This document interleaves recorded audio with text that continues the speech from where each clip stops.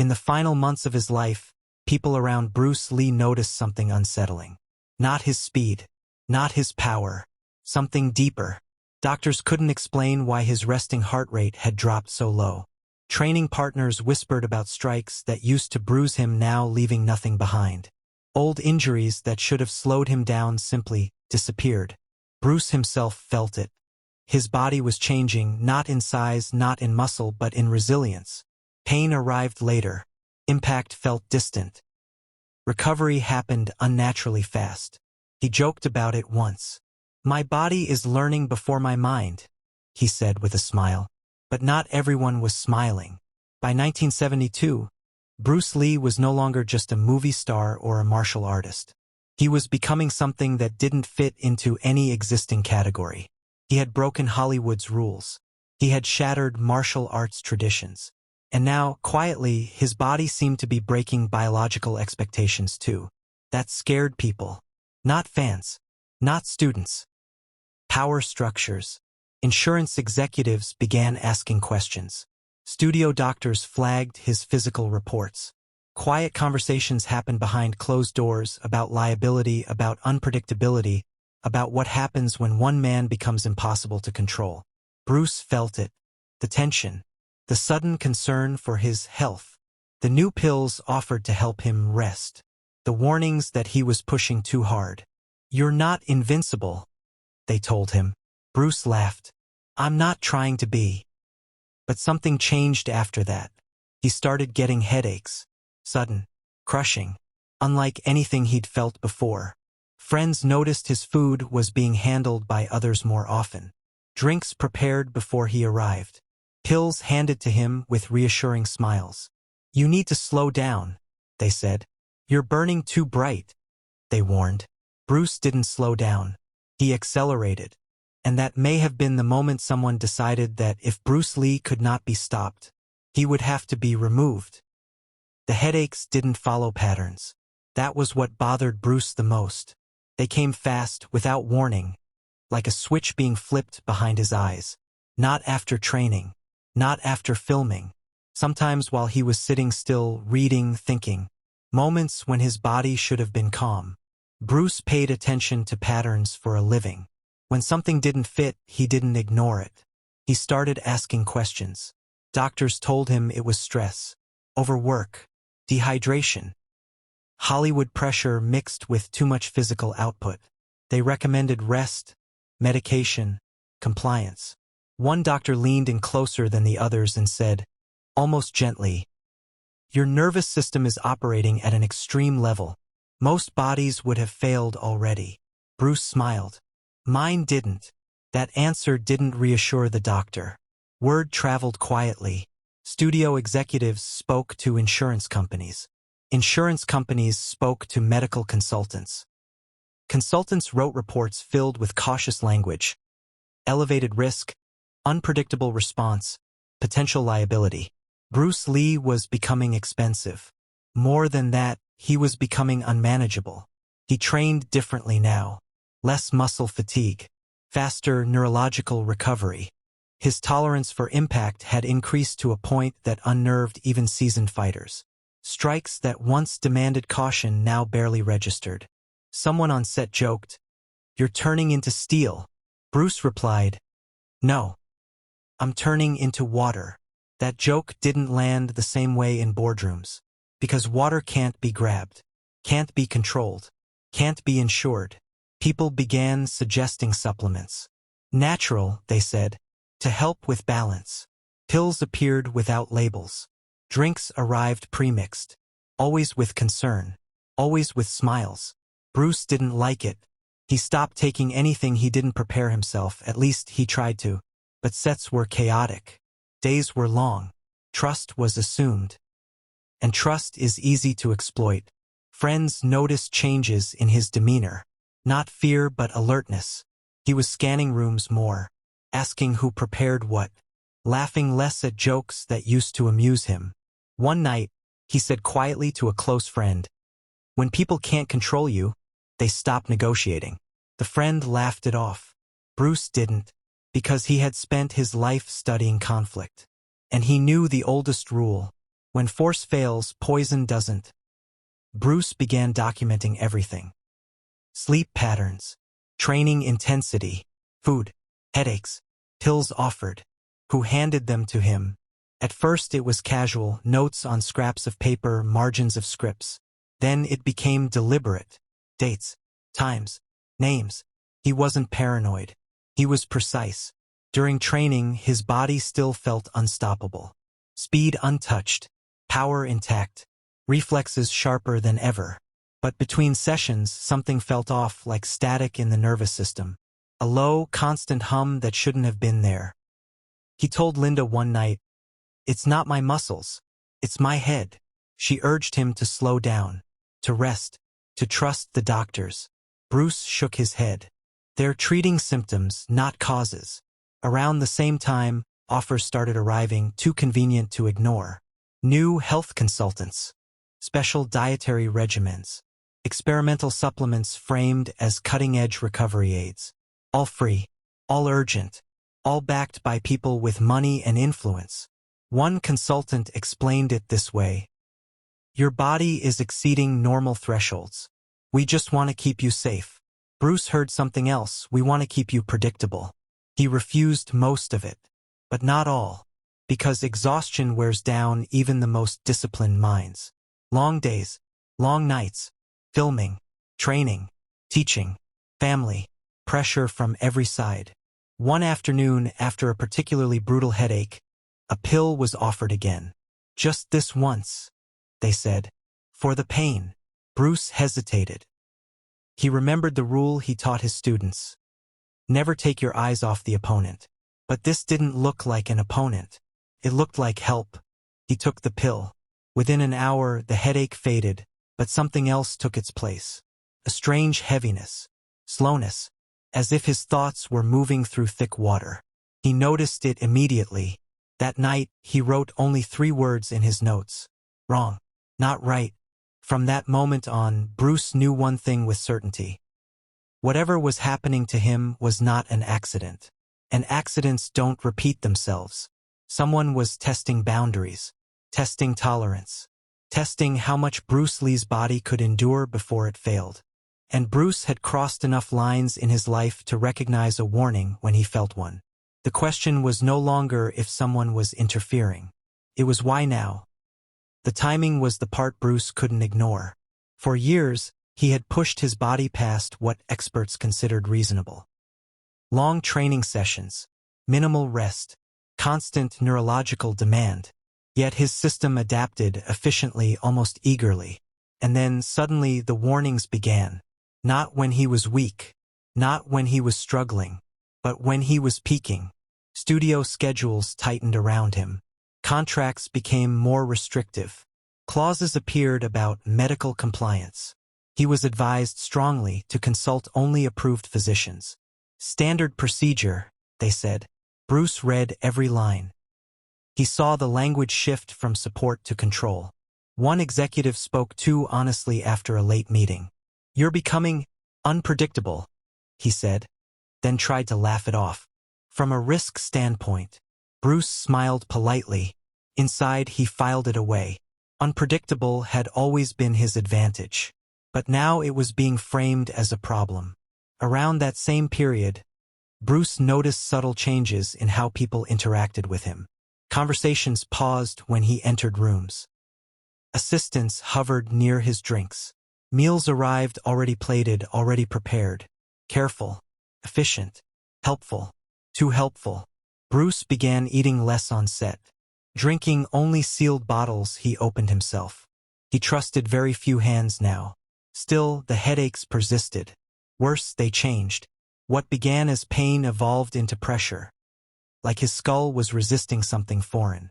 Bright lights bothered him. Sounds lingered longer than they should have. A neurologist suggested medication again. "Temporary," he said, "just to stabilize things." Bruce asked a single question. "What happens if I don't take it?" The doctor hesitated. "We can't guarantee outcomes." Bruce nodded. "You never can." That night, Bruce trained alone. No music, no audience, just movement and breath. He tested his timing.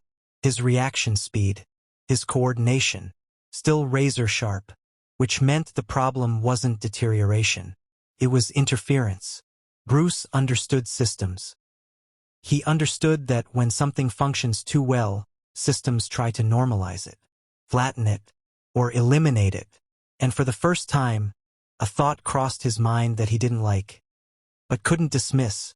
If Bruce Lee's body could no longer be stopped by force, then force would not be the method used. Bruce didn't tell many people what he was thinking, not because he was afraid, but because he knew how easily concern could turn into dismissal. If he said too much, they would label it stress, paranoia, pressure. So he stayed quiet, and he watched.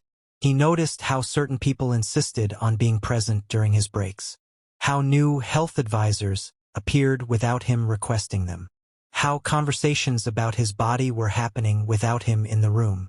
One afternoon, he overheard two men speaking just outside a trailer door. "His tolerance is abnormal," one said. "That's not sustainable," the other replied. "Nothing like him is." They stopped talking when Bruce stepped outside. Smiles returned instantly. Bruce smiled back. That night he wrote again, this time more clearly. Too much concern from people with no reason to care. His body continued to perform at a level that defied explanation. Training partners felt it immediately, how strikes barely moved him now, how his balance was immovable, how impact seemed to disappear into him. Someone joked, "You're not human anymore." Bruce answered quietly, "I'm just efficient." Efficiency scared people who relied on margins. Studios rely on predictability. Insurers rely on averages. Systems rely on compliance. Bruce Lee had become an outlier with influence, an outlier with followers, an outlier who refused to slow down. The headaches intensified again, this time accompanied by dizziness, a strange metallic taste that lingered after certain drinks. Bruce poured one out quietly when no one was looking. He stopped accepting anything unless he watched it prepared. Still, exhaustion creates cracks. One evening, after a long day, a trusted acquaintance offered him something to help him sleep. "You've taken it before," they said. "It's safe." Bruce hesitated. He remembered his notes. He remembered the patterns. He remembered the rule. But he also remembered how tired he was. He took it. And that night, something in his system reacted violently. Not immediately, but decisively. Bruce woke with his head pounding harder than ever before. And for the first time, a single thought formed. Clear and terrifying. Someone wasn't trying to help him recover. They were trying to see how much it would take to shut him down. Bruce stopped training at full intensity after that night, not out of fear but strategy. He had always taught that awareness came before action. Now he applied the same principle to his own life. He reduced variables, changed routines, ate less on set, drank only what he opened himself, slept lightly, waking often, listening to his body the way a fighter listens to an opponent's breath. The headaches didn't stop. They evolved. Short bursts of pressure behind the eyes. Sudden waves of nausea that arrived without warning. Moments where the world dimmed at the edges, then snapped back into focus. His reflexes stayed sharp, but something chemical, something internal, felt wrong. Bruce didn't believe in coincidences. He began cross-referencing dates. Every severe episode lined up with the same pattern. Long days, unfamiliar hands, helpful interventions offered at moments of fatigue, recovery drinks, pills, special calming compounds. None of them looked dangerous. That's what made them dangerous. Bruce consulted a private doctor outside the studio system. No paperwork, no insurance trail, just questions. The doctor listened, reviewed symptoms, then frowned. "These aren't injuries," he said. "They're reactions." "To what?" Bruce asked. The doctor hesitated. "Something that interferes with your nervous system. Something subtle. Accumulative." Bruce nodded slowly. "Poison." The doctor didn't confirm it. He didn't deny it either. "You're operating at a neurological level most people never reach," the doctor said carefully. "That makes you sensitive." and that sensitivity can be exploited. Bruce left without saying much. On the drive home, the city lights blurred slightly at the edges. He focused on breathing, on posture, on staying present. He thought about enemies. Bruce had always believed enemies were obvious. Men who challenged you, opposed you, tried to defeat you openly. But this felt different. This felt administrative, procedural, like a problem being quietly handled. He remembered something he once wrote. When the enemy hides behind concern, the danger doubles. That night, Bruce told Linda only one thing. "If anything happens to me," he said calmly, "it won't be because my body failed." She didn't want to hear that, but Bruce needed to say it, because deep down he knew whatever was happening had moved past testing and entered the final phase. Bruce's awareness sharpened, not narrowed. He stopped thinking in terms of who and started thinking in terms of systems. Systems didn't hate you. They didn't get angry. They calculated. And when something fell outside acceptable ranges, systems corrected it. Quietly, Bruce noticed how schedules were adjusted without his input, how meetings suddenly included medical advisors he hadn't requested, how conversations about his well-being happened as if he weren't present. One producer said it plainly without realizing it. "You're pushing past what we can manage," he said. "It's not personal. It's just risk. Risk." Bruce understood that word. Fighters used it too, but fighters accepted it. Systems avoided it. At night, when the headaches eased enough for him to think clearly, Bruce wrote. Not notes this time. Letters. Ideas. Philosophy. He wrote about freedom, about control, about what happens when a human being refuses to accept imposed limits. If the body adapts faster than society, he wrote, society reacts. He didn't know if anyone would ever read those words. He wrote them anyway. His training changed again. Less impact. More breath. More stillness. He focused on calming the nervous system, counteracting whatever interference he suspected. Some days it worked. Some days it didn't. On one of the bad days, after collapsing briefly in a private room, a familiar face appeared with concern and a solution. You need something stronger, they said. Just this once. Bruce looked at the container. Unmarked. Colorless. Ordinary. He felt the fork in the road. Refuse and escalate whatever invisible tension surrounded him. Accept and risk something he could no longer measure. He thought of his family, his students, the work unfinished. He took it. Within minutes, the pressure in his head changed. Not pain. Something colder. More decisive. Bruce closed his eyes. For the first time, a new realization surfaced. Not fear, not anger, but clarity. This wasn't about stopping him from fighting. It was about stopping him from becoming something they couldn't afford to exist. And once that decision is made, systems don't hesitate. They proceed. The final days moved strangely, as if time itself had lost urgency around Bruce Lee. On the surface, nothing looked wrong. Filming schedules continued. Meetings were held.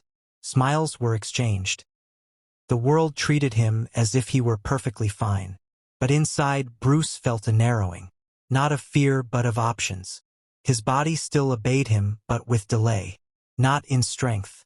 In clarity. Signals took longer to settle.